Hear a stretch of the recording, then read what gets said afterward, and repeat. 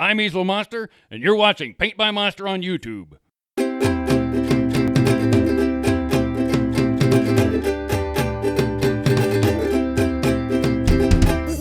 Hello everyone, and welcome to Paint by Monster with me, your host, Easel Monster. Today, let's do a drawing with a lot of action in it, alright? Let's do a big, terrible robot with, a gun and a sword, alright? Let's get started. So first, I'm sort of sketching down where the robot is going to live on the paper, the space he's going to take up.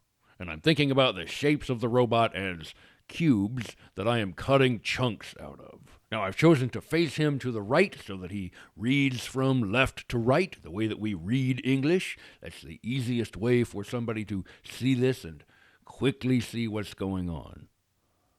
When you're drawing a robot, if it reminds somebody of a machine, you've done your job. Make him downtown, sort of somewhere in the Midwest. There's a water tower and big chomping teeth. And he's just walking around. A giant robot goes walking down the streets of the city, and he's chopping stuff and gunning people down. Will he stop for love or ice cream cones or peace? I sorta doubt it, 'cause he's programmed not to want that kind of stuff. He was a giant, terrible robot, and he came from outer space. He was a big industrial trash heap with a mean look on his face. Oh, but why did they give him a face? A giant robot goes walking down the streets of the city, and he's chopping people up to gun them down. Poor Mr. Robot, no one wants him here. They wish for his destruction. Now, how do you think that makes the giant robot feel? But make no mistake, he was a giant, terrible robot, and he came from outer space. He was a big, marauding death machine with a mean look on his face. Oh, but why did they give him a face? And that's Monster. Easel Monster. It's a valid question. Why would you anthropomorphize a big, giant death machine? Why would you do that? Anyway, so what do we think about this art? This is an 11 by 17 watercolor and ink on Bristol Smooth. We can say that about it because that's true. It's also a cartoon because that's true. But the thing I want to draw your attention to is how the line of action goes from the upper left down here to the right. That's because in an English-speaking country, going this direction like this is the easiest thing for us to do.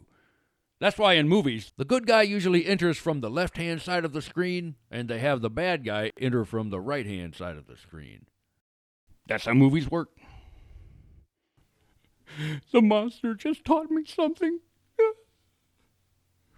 Paint by Monster would like to thank the following patrons: the legendary Mr. Chris Julius and Saturday Morning Media, where you can see Uncle Interloper.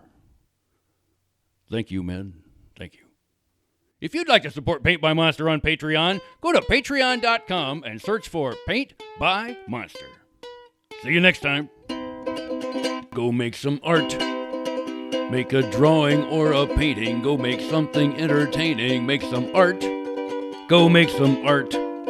Go get your pencils, paints, and papers, plasters, chisels, markers, scrapers, rulers, canvas, brushes, hammers, nails, and tape, guitars, and super glue. Get glue and macaroni, cameras, frames, and fried bologna. Go get anything you need for making art. That gnawing feeling deep inside that you can't do it isn't lying to you. Get up off your butt and make some art. And for information on how you can own the original art you saw me make on this video, send me an email. I guess I'll sell it to you. Oh my gosh, I just learned something from a monster. Oh my gosh. I just learned something from a monster.